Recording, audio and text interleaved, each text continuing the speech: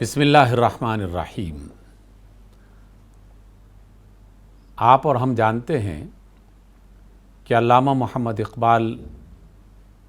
جو تمام انسانوں کے لیے اور بطور خاص مسلمانوں کے لیے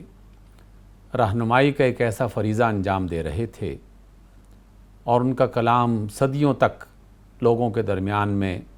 روشنی کا ذریعہ بنتا رہے گا۔ آپ نے مختلف پیرایوں اور مختلف انداز میں اپنے حالات کے مطابق لوگوں کی رہنمائی کی کہ وہ ان حالات پر غور کریں اور ایک زندہ قوم کی طرح جینے کا سلیقہ سیکھیں۔ اس حوالے سے اقبال نے ایک بڑے دلکش اور دلچسپ انداز میں سفرنامہ سوچا، جسے ہم معراج بھی کہتے ہیں اور ایک روحانی تخیلاتی سفر بھی کہتے ہیں۔ اب تک ہم کئی منزلیں اقبال کے ساتھ طے کر چکے، مختلف سیاروں اور افلاک پہ مختلف شخصیات سے ملاقاتیں ہو چکیں۔ ان میں سے کچھ شخصیات اچھی تھیں اور کچھ بری۔ اچھی شخصیات نے کیا کیا پیغام دیے اور بری شخصیات کے کون کون سے کردار سامنے لائے گئے، ان سے ہم نے استفادہ کیا۔ اب یہ سفر آگے بڑھتے بڑھتے ہمیں فلک زحل تک لے جاتا ہے۔ فلک زحل کے بارے میں رومی زندہ روز سے یعنی اقبال سے یہ فرماتے ہیں کہ کیا تم نے کبھی زنار پوشوں اور غداروں کی سرزمین دیکھی ہے؟ زنار پوش کا لفظ اس وجہ سے استعمال کیا گیا کہ ہندوستان میں رہنے والے ہندوؤں کا ایک طبقہ، یقیناً سبھی ہندو اس میں شامل نہیں ہیں، لیکن ایک ایسا طبقہ تھا کہ جنہوں نے ہمیشہ مفاد پرستی کا راستہ اختیار کیا اور غدار بن کے اپنی ملک اور اپنی قوم کے ساتھ وہ غداری کرتے رہے، اور یہ غدار جہاں پر اپنے انجام کو پہنچے اور جس طریقے سے انہیں عذاب مل رہا ہے، وہ منظر ہمیں دکھانے کے لیے اقبال زحل کی سرزمین پر لے جاتے ہیں اور فرماتے ہیں کہ یہ زحل ہے، ایسی سرزمین کہ جس میں بری روحیں رہتی ہیں، وہ تمام برے کردار کہ جنہوں نے اپنی دنیا میں مختلف انداز میں ظلم کا راستہ اختیار کیا، جھوٹ اور دغابازی کا راستہ اختیار کیا، تو وہ پھر کس طرح کے عذاب کا شکار ہوئے۔ ان کے بارے میں اقبال یہ فرماتے ہیں کہ یہ ایسی غلیظ اور ناپسندیدہ روحیں تھیں کہ اللہ تعالیٰ نے قیامت کا انتظار بھی نہیں کیا اور قیامت سے پہلے ہی ان کے لیے عذاب کے فیصلے سنا دیے گئے، اور یہ قیامت سے پہلے ہی اس عذاب میں مبتلا ہیں، اور جب قیامت برپا ہوگی، حساب کتاب ہوگا، تو پھر اس سے بھی زیادہ بڑے عذاب میں مبتلا کر دیے جائیں گے۔ فلک زحل پر ہندوستان میں جو دو بڑے غدار تھے جنہوں نے مسلمانوں کو نقصان پہنچایا، ایک نے بنگال میں مسلمانوں کی حکومت کو ختم کرنے میں اپنا کردار ادا کیا، میر جعفر اس کا نام تھا، اور دوسرے نے سلطان فتح علی ٹیپو جو کہ اس علاقے کا ایک انتہائی جانباز اور عادل حکمران تھا، اس کی حکومت کو ختم کرنے کے لیے انگریزوں کا خفیہ طور پر ساتھ دیا، جو بظاہر میر صادق کے نام سے پہچانا جاتا ہے، لیکن حقیقت میں وہ میر کاذب تھا، جھوٹ بولنے والا، دغابازی کرنے والا، دھوکہ دینے والا، اور انہوں نے محض اپنے جسموں کو کچھ آرام پہنچانے کے لیے، کچھ فائدہ حاصل کرنے کے لیے اپنی قوم کو اور پوری ملت کو تباہ کرنے میں اپنا کردار ادا کیا۔ یہ نامراد ایسے لوگ تھے کہ جن کی غداری کی وجہ سے ملت اسلامیہ برباد ہو گئی، ان کا ملک بھی ان کے ہاتھ سے گیا اور ان کی تہذیب اور ثقافت اور دین، اس سے بھی وہ آہستہ آہستہ محروم ہونے لگے، اور آج تک ہم ان کی غداریوں کی وجہ سے ان مصیبتوں کا شکار ہیں، کیونکہ انگریزوں نے جس طریقے سے یہاں حکومت کی تو اس عرصے میں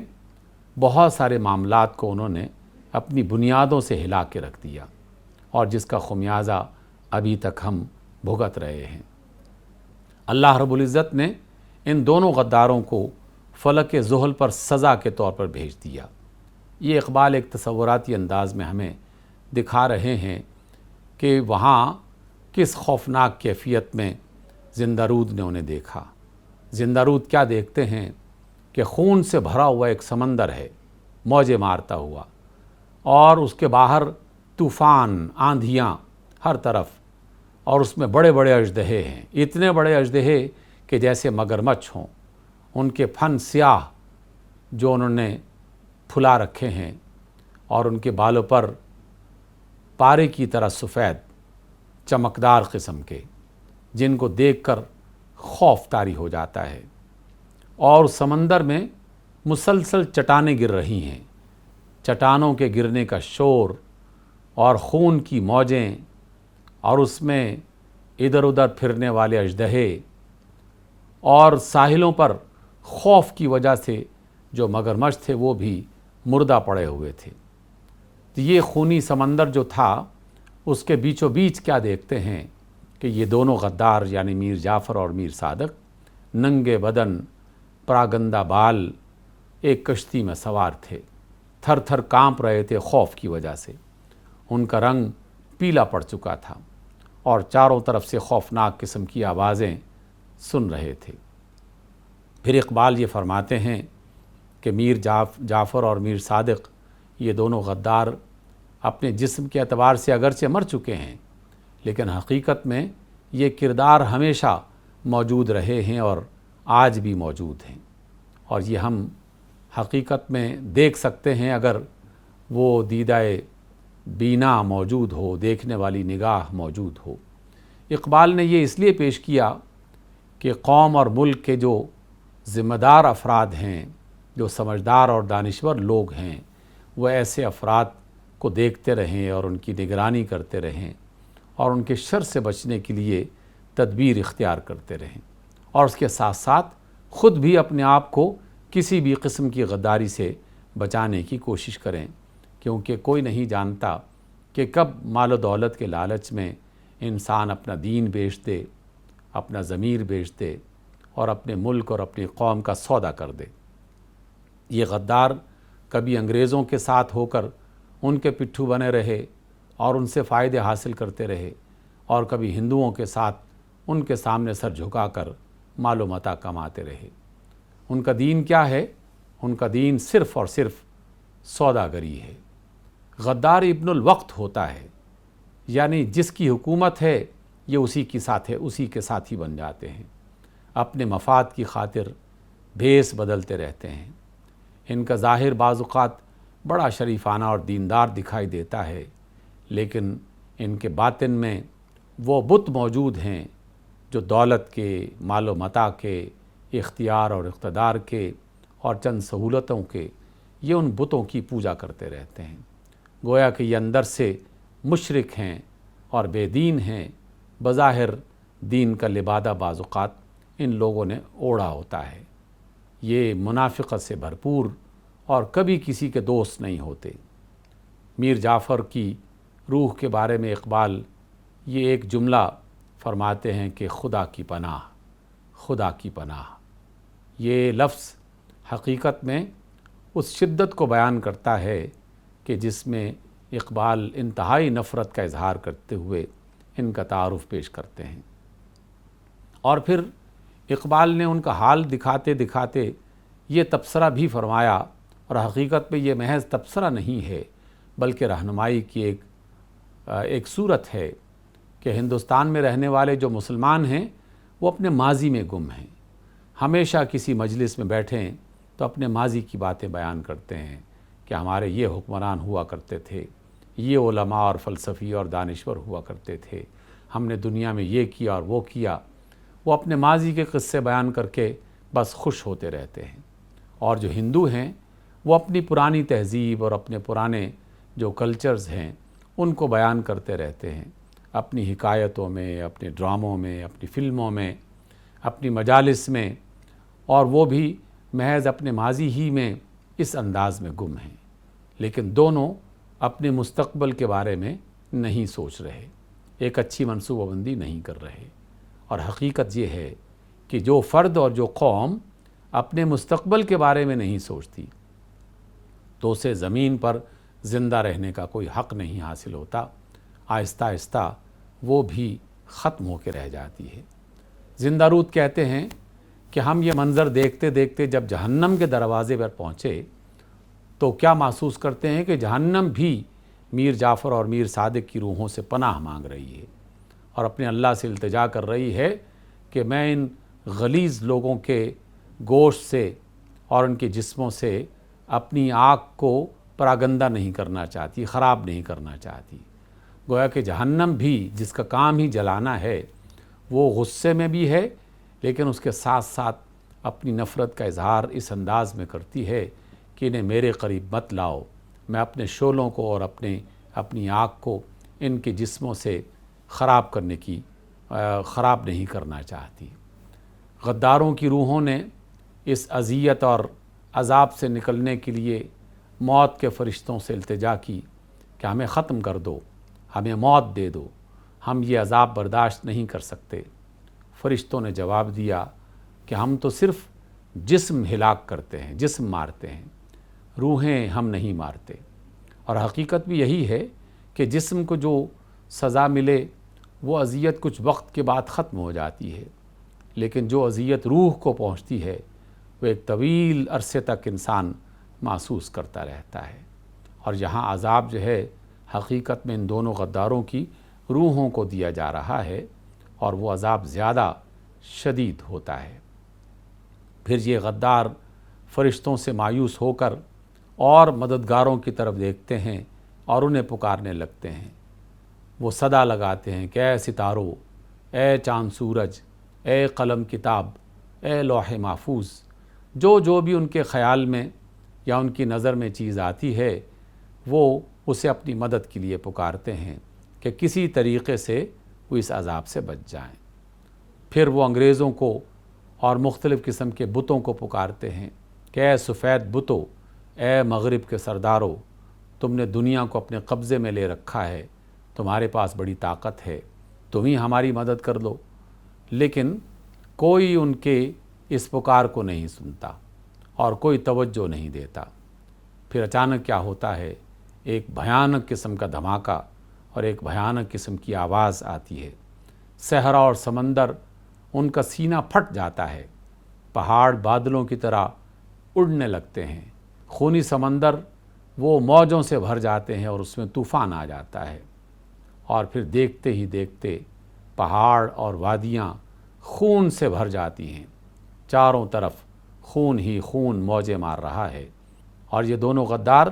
اس عذاب میں گھرے ہوئے ہیں اور ان اذیتوں میں مبتلا ہیں۔ اقبال نے در حقیقت ان غداروں کے روپ میں آنے والے وقت میں رہنے والے افراد کو سمجھایا اور کہا کہ ہمیشہ ملک کو، جماعتوں کو، افراد کو اور ملتوں کو نقصان پہنچانے میں یہ غدار اپنا کردار ادا کرتے رہے ہیں، اور ان کا کردار اتنا گھناؤنا اور ان کا وار اتنا کاری ہوتا ہے کہ آدمی اور معاشرہ اس سے بچ نہیں پاتا۔ اس لیے کہ جو دشمن بالکل ظاہر میں نظر آ رہا ہو تو اس کا مقابلہ کیا جا سکتا ہے، اس کے مقابلے کے لیے آدمی تیاری بھی کر سکتا ہے، لیکن جو ہمارے ساتھ ہی موجود ہو اور آستین کا سام بن کے وہ ڈسنے کی کوشش کرے تو اکثر اوقات اس سے بچنا محال ہو جاتا ہے۔ دونوں اعتبارات سے ہمارے لیے تعلیم ہے ان افراد کو کہ جو ذمہ داران ہیں انہیں محتاط رہنے کی تلقین کی گئی اور سمجھایا گیا کہ اپنی آنکھیں کھلی رکھو اور ان چھپے ہوئے دشمنوں کو جو تمہاری اپنی صفوں میں ہی بعض اوقات شامل ہو جاتے ہیں، ان کے شر سے اپنے آپ کو بچانے کی کوشش کرو، اور اس کے ساتھ ساتھ ان افراد کو بھی جو منافقت کا لبادہ اوڑھ کر اپنے ملک اور اپنی قوم اور اپنی ملت کو نقصان پہنچا رہے ہیں، اقبال نے انہیں بھی ڈرایا اور کہا کہ دنیا میں تھوڑا سا فائدہ حاصل کرنے کے لیے تم یقیناً کچھ مال کما لو گے اور کچھ ایام لذت حاصل کر پاؤ گے، لیکن اس کے بعد پھر ایک بہت ہی خوفناک قسم کا عذاب ہوگا کہ جس کا تمہیں سامنا کرنا پڑے گا۔ اس لیے تم اپنے آپ کو اس آنے والے عذاب سے محفوظ کرو اور غداری سے توبہ کرتے ہوئے منافقت سے اپنے آپ کو بچاؤ۔ آج کی اس ملاقات میں فلک ظہر کا ہم نے ایک جائزہ لیا اور وہاں غداروں کے انجام کو دیکھا۔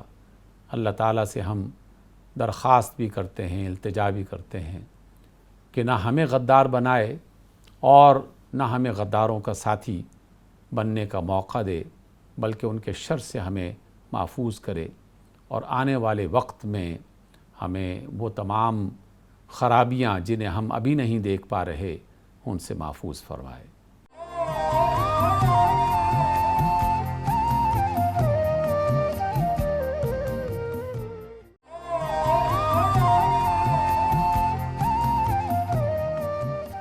بسم اللہ الرحمن الرحیم۔ زندہ رود اقبال ہمارے ساتھ ہیں اور ہم اقبال کے ساتھ ہیں، اور اقبال کے مرشد جناب رومی وہ بھی رہنمائی کے لیے ہمارے ساتھ ہی ہیں۔ مختلف افلاک کا دورہ کیا، مختلف قسم کے کرداروں سے ملاقات کی، ان میں اچھے کردار اور برے کردار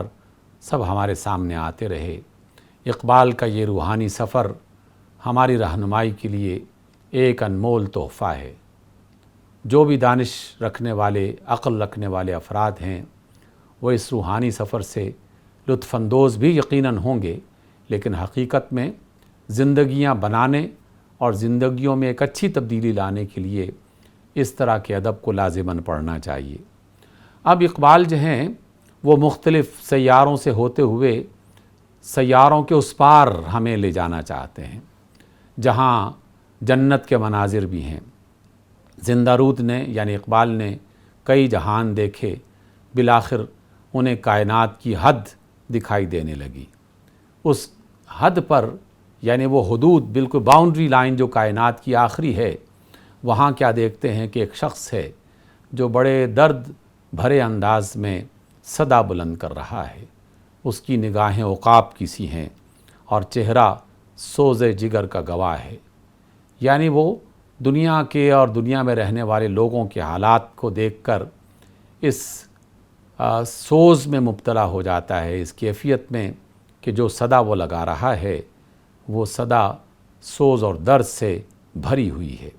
جب یہ پوچھا گیا کہ یہ کون سا شخص ہے تو بتایا گیا کہ یہ جرمن کا ایک دانشور نیٹشے ہے، جسے اہل یورپ دیوانہ سمجھتے تھے، اور رومی اسے یورپ کا مجذوب کہتے ہیں۔ مجذوب در حقیقت اس شخصیت کو کہا جاتا ہے جو کسی بھی منزل تک پہنچنے کے لیے سر توڑ کوشش کر رہی ہوتی ہے، لیکن اس کا اپنا ظرف اور اس کی اپنی صلاحیت اس قدر توانا اور مضبوط نہیں ہوتی کہ وہ راستے کی مشقتوں اور تکلیفوں کو برداشت کر پائے، اور بالآخر کسی نہ کسی دیوانگی کا شکار ہو جاتے ہیں۔ رومی نے بتایا کہ یہ حقیقت میں ایک مجذوب ہے جس کا تعلق یورپ سے ہے۔ زندہ رود نے اسے حلاج مغرب کا نام دیا۔ حلاج کے بارے میں ہم اس سے پہلے جان چکے ہیں کہ مسلمانوں میں ایک ایسا شخص کہ جسے پھانسی پہ چڑھا دیا گیا تھا، قتل کر دیا گیا تھا، لیکن حقیقت میں وہ بھی ایک مجذوب تھا اور جذب کی حالت میں کچھ ایسی باتیں کہہ جاتا تھا کہ جس کو ظاہر بین یعنی ظاہر کی نگاہ سے دیکھنے والے لوگ اپنے انداز میں کچھ غلط معانی پہناتے تھے، سمجھ نہیں پاتے تھے۔ بالآخر وہ موت کا شکار کر دیا گیا، اور کہا کہ اہل یورپ عشق و مستی سے محروم ہیں، انہیں روحانی دنیا کے بارے میں بہت زیادہ خبر نہیں ہے، اس لیے انہوں نے نیٹشے کی دیوانگی اور اس کے افکار میں جو مختلف قسم کی چیزیں جو بظاہر ایک دوسرے سے متضاد نظر آتی ہیں، یا کبھی اس میں الجھاؤ دکھائی دیتا ہے، کبھی شک دکھائی دیتا ہے، وہ ان کے بارے میں یہ سمجھنے لگے کہ یہ ایک دیوانہ ہے، اور اس کی دیوانگی کو پاگل پن سمجھتے ہوئے دواؤں سے اس کا علاج کرتے رہے، لیکن بالآخر دواؤں کے ذریعے سے وہ مارا گیا۔ حالانکہ بقول اقبال کے اور بقول رومی کے کہ نیٹشے ایک ایسا عاشق تھا جو اپنی آہوں میں کھو گیا تھا، ایک ایسا مسافر تھا جو راہ گم کر بیٹھا تھا، اور اس گمراہ یعنی راستے سے بھٹکے ہوئے انسان کے بارے میں جو سوچا گیا وہ درست نہیں سوچا گیا۔ نیٹشے جس چیز کی تلاش کر رہا تھا وہ بہت ہی عظیم الشان اور کبریائی کے مقام تک وہ بات پہنچتی ہے جو حقیقت میں اکثر مقامات پر عقل اور دانش سے ماورا ہو جاتی ہے، اور وہ مختلف قسم کے افکار میں گھومتا رہا، گردش کرتا رہا، بالآخر وہ مقام لا تک پہنچا۔ لا، نو، نہیں ہے، لیکن حقیقت میں وہ صرف نہیں ہے، یعنی اس منزل پہ پہنچ کے بس یہیں پر رہ گیا۔ یہ نہیں ہے حقیقت میں انکار ہے ہر شے کا، اور انکار ہے ہر چیز کا۔ ہم جو کلمہ پڑھتے ہیں اس کلمے کا آغاز بھی اسی لا سے ہوتا ہے کہ سب سے پہلے ہر قسم کے خدا اور ہر قسم کے بت کا انکار کیا جائے۔ لیکن اگر کوئی شخص محض اسی پر رک جائے تو حقیقت میں وہ جہاں خداؤں کا اور بتوں کا انکار کرتا ہے وہاں اس الہ اعظم کا بھی انکار کر بیٹھتا ہے جو پوری کائنات کا بنانے والا اور چلانے والا ہے۔ اس لیے اقبال نے کہا کہ وہ لا کی منزل تک تو پہنچا کہ اس نے ہر قسم کے بت اور ہر قسم کے معبود اور ہر قسم کے الہ کا انکار کر دیا، لیکن وہ مقام الا تک نہیں پہنچا، کیونکہ پہلا مرحلہ نفی کا ہے اور دوسرا مرحلہ اس بات کا ہے۔ جو اس بات کی منزل تک نہیں پہنچا وہ حقیقت میں حق تک نہیں پہنچا، اور حق اللہ کی ذات ہے۔ نیٹشے کے بارے میں اقبال یہ بھی فرماتے ہیں کہ وہ نہ اللہ کی منزل کو پہنچا اور نہ ہی عبدہ کی حقیقت کو جان سکا، کیونکہ ہمارے کلمے میں جو ہم پڑھتے ہیں کلمہ شہادت کی صورت میں، اس میں یہ 3 منزلیں بہت ہی اہم ہیں۔ ایک لا کی منزل کہ جس میں ہر قسم کے الہ کا اور معبود کا انکار کرنا لازم ہے، ایک اللہ کی منزل کہ جس میں کائنات کے بنانے والے ایک واحد الہ کا اقرار ہے، اور عبدہ کی منزل کہ میں ایک فرد ہونے کے ناطے سے، ایک انسان ہونے کے ناطے سے اس کا بندہ ہوں، اس کا مطیع و فرما بردار ہوں اور اس کا عبد ہوں، اور اس عبدہ کے دائرے میں کائنات کے تمام رسول، تمام پیغمبر، تمام نبی، تمام اولیاء، تمام نیک اور صالح لوگ سب کے سب اسی عبدہ کے دائرے میں آتے ہیں۔ نہ وہ اللہ کی منزل کو پہنچ پایا اور نہ ہی وہ عبدہ کے مطلب کو سمجھ پایا۔ اور اقبال پھر بتاتے ہیں کہ اس کا سبب کیا تھا۔ اس کا سبب یہ تھا کہ وہ محض کتابیں پڑھ کے غور و فکر کرتا رہا، لیکن کسی مرشد کامل سے ملاقات اس کی نہیں ہو سکی۔ اور یہ اقبال کا فلسفہ ہے کہ یقیناً کتاب کا علم انسان کو بہت کچھ سکھاتا ہے، غور و فکر کی صلاحیت بہت کچھ عطا کرتی ہے، لیکن استاد کا ہونا، مرشد کا ہونا، پیر کامل کا ہونا یہ بھی بہت ضروری ہے۔ اس وجہ سے اللہ رب العزت نے زمین والوں کی رہنمائی کے لیے صرف کتابیں نازل نہیں کی، اگر وہ چاہتا تو ایسا کر سکتا تھا۔ اللہ نے کتابوں سے پہلے رسولوں کو یا پھر رسولوں کے ساتھ کتابوں کو جو ہے وہ بھیجا تاکہ یہ رسول ان کتابوں کی وضاحت کر سکے۔ رومی زندہ رود سے کہتے ہیں کہ زندہ رود آگے بڑھو، اب وہ مقام آ گیا ہے کہ جہاں الفاظ کے بغیر ہی بات ہوگی، یہ مقام لاہوت ہے، یعنی لامکان۔ زندہ رود فرماتے ہیں کہ میں پھر اس کائنات سے آگے بڑھا، ایک اور دنیا میں داخل ہو گیا، اور ایک ایسی دنیا کہ جہاں نہ کوئی چاند، نہ کوئی سورج، نہ کوئی جہتیں، اطراف سے خالی، چاند سورج سے خالی، رات دن کے تصور سے خالی، لیکن ایک ایسا جہان کہ جہاں آپ سب کچھ دیکھ سکتے ہیں، اور کہتے ہیں جہاں عقل کے چراغ بجھ جاتے ہیں۔ وہ دل کی طرح ہے، ایسا دل جو اپنے اندر کئی جہان رکھتا ہے، رنگ و بو سے بے نیاز اور بھرپور، عجیب و غریب کیفیت ہے۔ اور حقیقت میں بڑی خوبصورت تمثیل ہے یہ کہ ہمارا دل بے شمار ایسی چیزیں دیکھ سکتا ہے کہ جس کے لیے نہ چاند کی ضرورت ہے نہ سورج کی روشنی کی ضرورت۔ پلک جھپکنے میں وہ کئی سال گزر جانے والے پہلی دنیا میں پہنچ جاتا ہے، اور پلک جھپکنے میں وہ حاضر میں آ جاتا ہے، اور پلک جھپکنے میں آنے والے مستقبل کے خواب دیکھنے لگتا ہے۔ اور رنگ و بو سے بے نیاز اللہ رب العزت نے اپنے نور کو اور زمین پر اس سے مشابہت کچھ ہلکی پھلکی سی مشابہت رکھنے والی کچھ چیزوں کو اسی طرح رنگ و بو سے بے نیاز کر دیا ہے، جس میں دل بھی ایک ایسی ہی چیز ہے۔ دل چاند سورج کی روشنی کے بغیر سب کچھ دیکھتا ہے، اس کی اصل ایک کن فکان یعنی ہو جا اور وہ ہو جاتا ہے۔ آپ ایک لمحے میں اپنا بچپن دیکھنا چاہیں تو دیکھ سکتے ہیں، ایک لمحے میں واپس آنا چاہیں تو آ سکتے ہیں۔ اس اعتبار سے وہ دل والی کیفیت اس جہان میں، اس دنیا میں اقبال کو محسوس ہوئی۔ اقبال مزید فرماتے ہیں کہ دل مادیت سے خالی ایک عالم ہے، اور پھر جنت میں موجود نعمتوں کی ایک مختلف قسم کی وضاحت بھی اقبال فرماتے ہیں کہ جنہیں تو حور اور غلمان اور نعمتیں اور پھل اور محلات سمجھتے ہو، حقیقت میں یہ سب جذب اور سرور کی مختلف شکلیں ہیں۔ ایک محبت کا انداز ہے اور ایک لطف کا انداز ہے۔ پھر وہ اس جنت میں مختلف قسم کی شخصیات کو ملنے والی نعمتوں کا تذکرہ کرتے ہیں۔ اس اعتبار سے ہمیں شوق دلاتے ہیں کہ تمہیں بھی اس راستے کو اختیار کرنا چاہیے۔ ایک بہت ہی خوبصورت محل دیکھتے ہیں، پوچھا جاتا ہے کہ یہ کس کا محل ہے؟ بتایا جاتا ہے کہ یہ شرف النساء کا ہے۔ جنت الفردوس میں یہ لال اور جواہر سے بنا ہوا جو قصر ہے، وہ شرف النساء لاہور کی ایک انتہائی مجاہد قسم کی اور زاہد نیک سیرت خاتون کہ جس کے بارے میں اقبال تعارف کروانا چاہتے ہیں، اور کہتے ہیں کہ ایسا محل یہ اس کا تھا جس کے دروازے پر حوریں بھی بڑے احترام سے اور ادب سے کھڑی تھیں۔ رومی نے اس کی وضاحت کی کہ یہ شرف النساء کا قصر ہے، اس جیسا ہیرا ہمارے کسی سمندر میں نہیں پایا جاتا، اور کسی ماں نے ایسی بیٹی ہماری سرزمین میں نہیں جنی۔ سرزمین لاہور میں اس کا مزار آسمان جیسی بلندی رکھتا ہے۔ یہ سراپا ذوق اور شوق اور درد اور داغ تھی۔ اور پھر مزید وضاحت کے لیے 3 چیزیں بیان کی جاتی ہیں کہ اس کے پاس قرآن تھا اور وہ تلوار اپنے ساتھ رکھتی تھی۔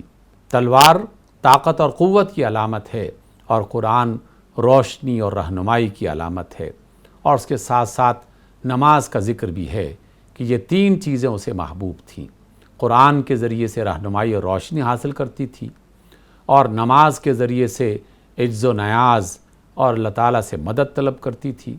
اور تلوار کے ذریعے سے غلبہ اور قوت حاصل کرنے کی مسلسل کوشش کرتی رہتی تھی۔ حقیقت میں اقبال نے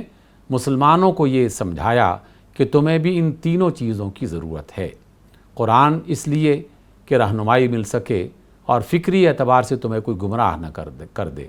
اور تلوار اس لیے کہ تاکہ تم کمزوروں کی طرح دنیا میں نہ رہو، غلامی کی زندگی سے آزاد ہو کر ایک طاقتور اور غلبہ پانے والی قوم اور ملت کے طور پر اس دنیا میں رہو۔ اور نماز اس لیے کہ نماز اللہ کے سامنے بندگی کے اظہار کا ایک خوبصورت طریقہ ہے، اور اس کے ذریعے سے اللہ تعالیٰ کی طرف سے مدد بھی ملتی ہے۔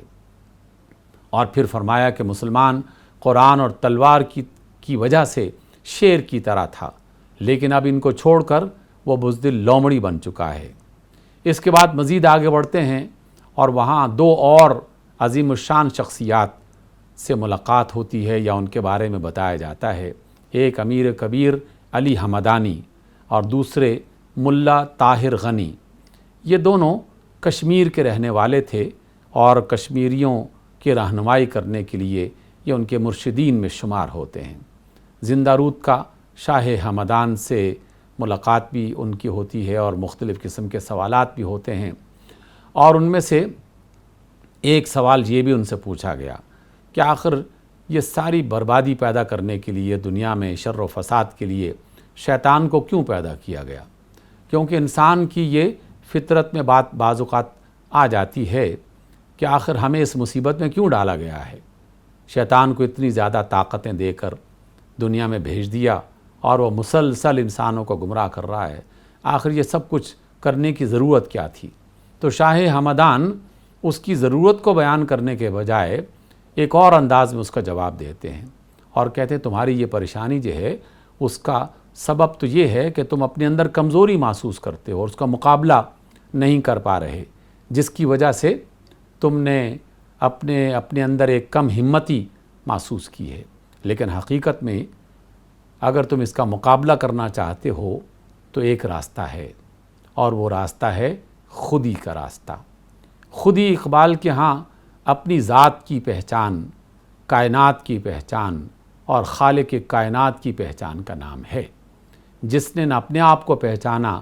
نہ کائنات کو پہچانا، نہ رب کائنات کو پہچانا، وہ پھر ان چھوٹی چھوٹی طاقتوں کے مقابلے میں کمزور پڑ جاتا ہے اور پریشان ہو جاتا ہے، اور کہتے ہیں کہ شیطان اور ابلیس سے پریشان ہونے کی قطعاً کوئی ضرورت نہیں ہے، بس اپنی خودی کو یعنی اپنی پہچان کو حاصل کرنے کے لیے آگے بڑھو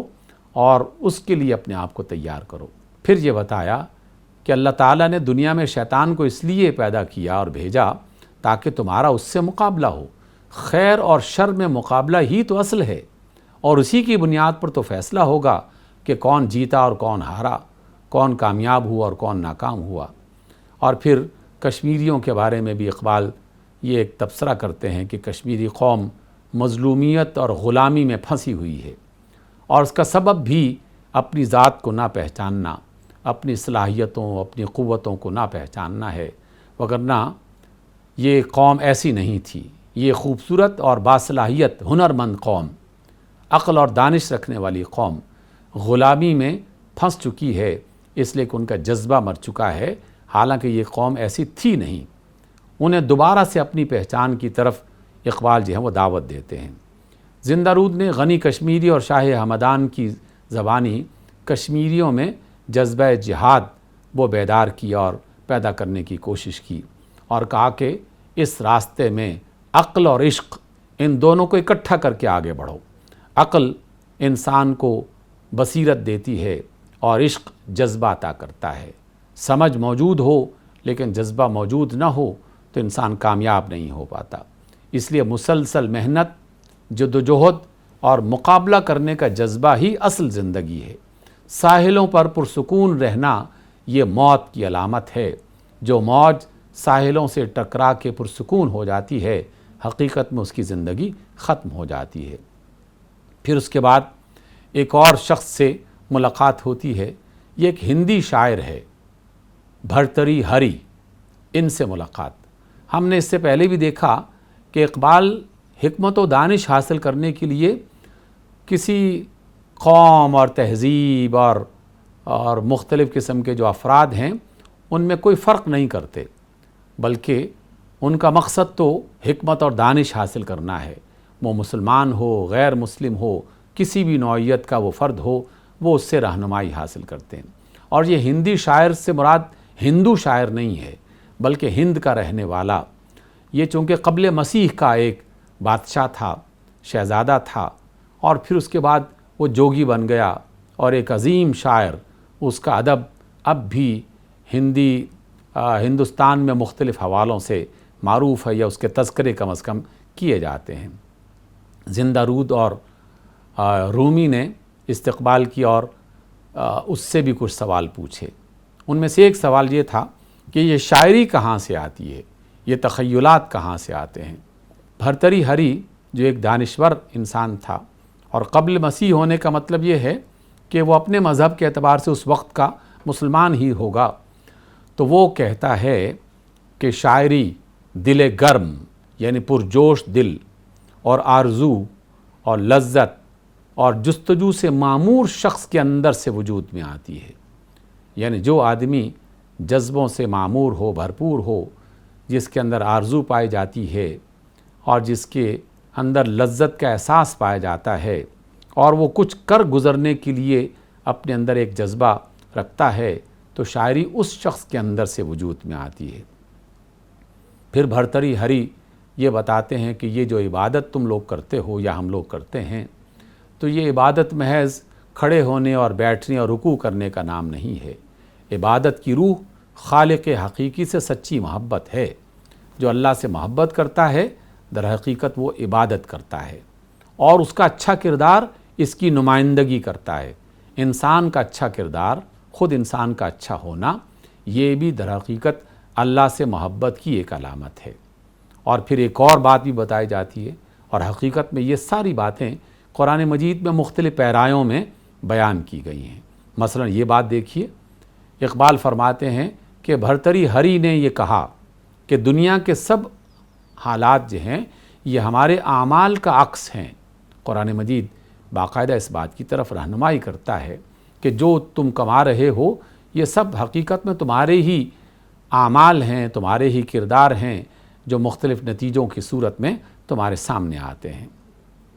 اور پھر اہل ہند سے بھرتری ہری خطاب کرتے ہیں اور ان کو مخاطب کرتے ہوئے کہتے ہیں کہ تمہارے مادی خداؤں سے آگے ایک اور برتر و بالا خدا ہے۔ وہ جو میں نے ابھی کچھ دیر پہلے کہا کہ بھرتری ہری اپنے نام سے ایسا لگتا ہے کہ جیسے کوئی ہندو ہوگا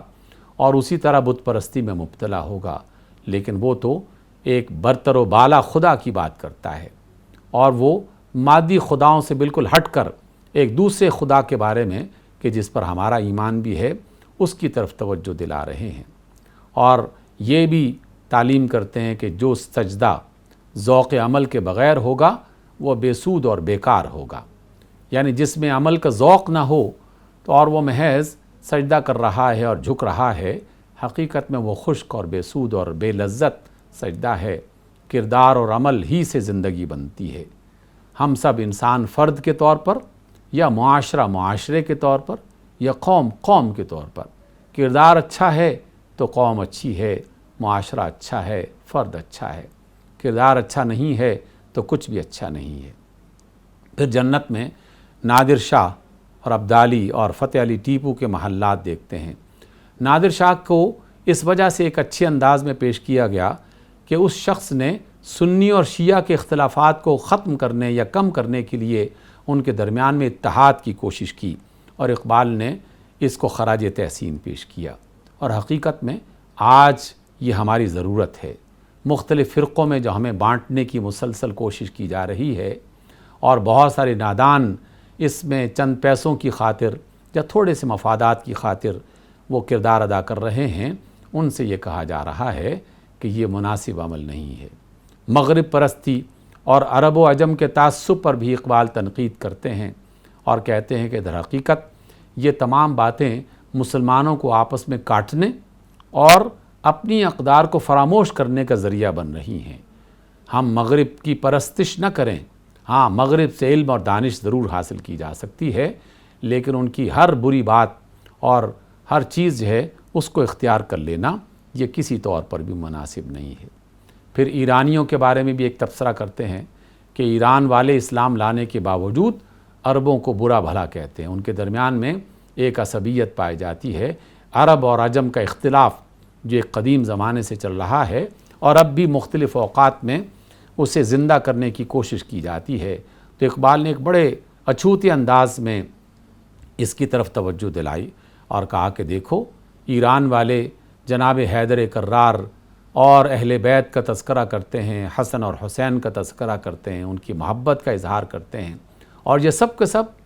اپنی اصل کے اعتبار سے عربی تھے، عرب دنیا میں پیدا ہوئے، عربی زبان، عربی ثقافت، ان سب کو عرب ہی کہا جاتا تھا۔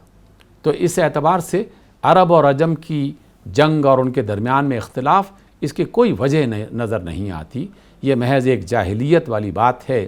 کہ جس کے بارے میں شیطان ہمارے دلوں میں یہ خیال ڈال کے ہمیں الجھانے کی کوشش کرتا ہے۔ پھر اقبال فرماتے ہیں کہ آل رسول علیہ السلام سے محبت ہمارا ایمان ہے۔ پھر ایک اور شخصیت سے ملاقات ہوتی ہے وہاں پر، اور وہ ہے ناصر خسرو۔ ناصر خسرو اپنے عقائد کے اعتبار سے اسماعیلی تھا، لیکن حقیقت میں اس کے نظریات دین اسلام کے نظریات کے عین مطابق تھے۔ وہ دنیا کو دین کے نقطہ نظر سے دیکھتا تھا، اور ناصر خسرو کی زبان سے اقبال یہ تعلیم دیتے ہیں، وہ فرماتے ہیں کہ بے دین کے ہاتھ میں قلم اور تلوار ایسا ہے کہ جیسے بے ہنر عمل، کیونکہ دین نہ ہو تو قلم اور شمشیر کی کوئی قیمت نہیں ہے۔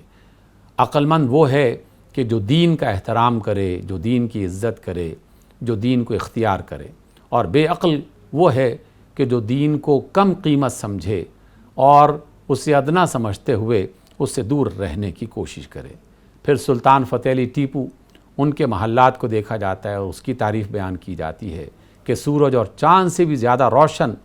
وہ وہاں کا محل تھا۔ اور کہا جاتا ہے، اقبال فرماتے ہیں کہ بدر و حنین کے خواجہ جناب مصطفیٰ علیہ الصلاۃ والسلام کی نظر میں سلطان ٹیپو جذبہ حسین علیہ السلام کے وارث تھے،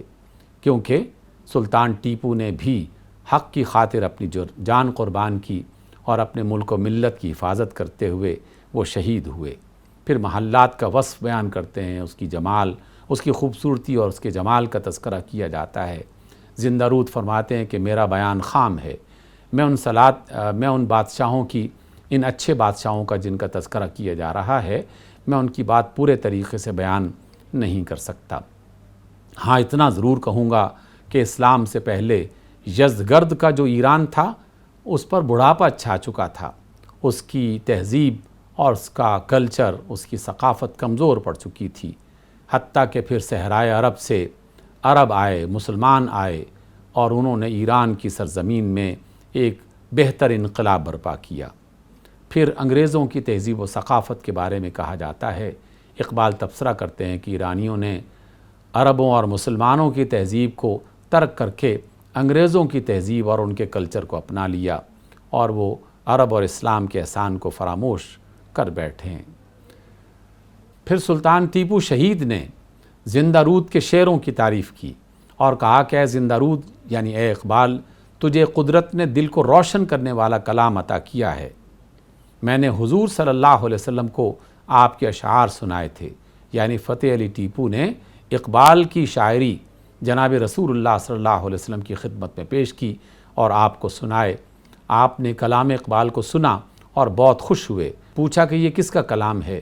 جب بتایا گیا کہ یہ زندہ رود کا کلام ہے تو آپ صلی اللہ علیہ وسلم نے فرمایا کہ میری طرف سے رود کاویری، رود کہتے ہیں جھیل کو اور کاویری اس کا نام ہے، رود کاویری کو یہ پیغام پہنچا دو کہ اس کا آب رواں بھی زندگی بخش ہے اور زندہ رود یعنی اقبال، اس کا کلام بھی زندگی بخش ہے۔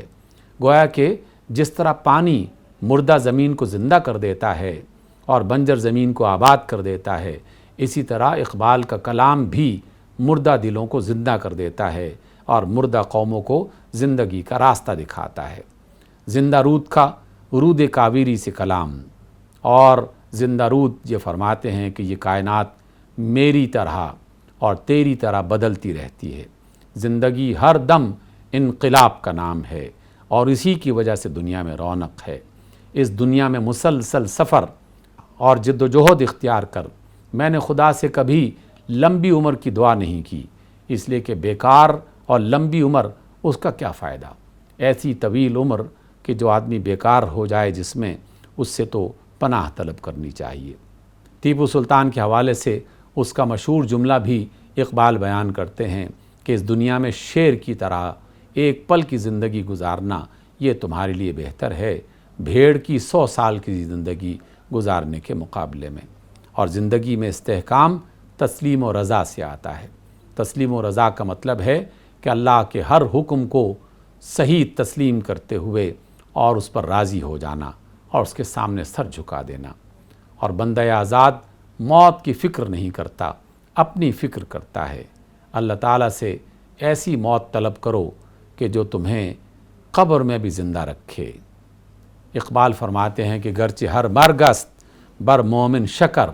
مرگ پورے مرتضیٰ چیز دیگر، کہ اگرچہ مومن کے لیے ہر موت شکر کی طرح ہے، یعنی میٹھا ہے، اس میں مٹھاس پائی جاتی ہے، لیکن فرزند علی جناب حسین علیہ السلام کی موت کی شان ہی کچھ اور ہے۔ شہادت کا یہ رتبہ بیان کرتے ہوئے اقبال بیان کرتے ہیں کہ رسول اللہ صلی اللہ علیہ وسلم نے قوموں کو زندگی کا ہنر سکھایا، اور آپ صلی اللہ علیہ وسلم نے جہاد کو مومن کی رہبانیت قرار دیا ہے کہ مومن جنگلوں میں جا کے چھپتا نہیں ہے بلکہ جہاد کی صورت میں اپنی رہبانیت کو اختیار کرتا ہے۔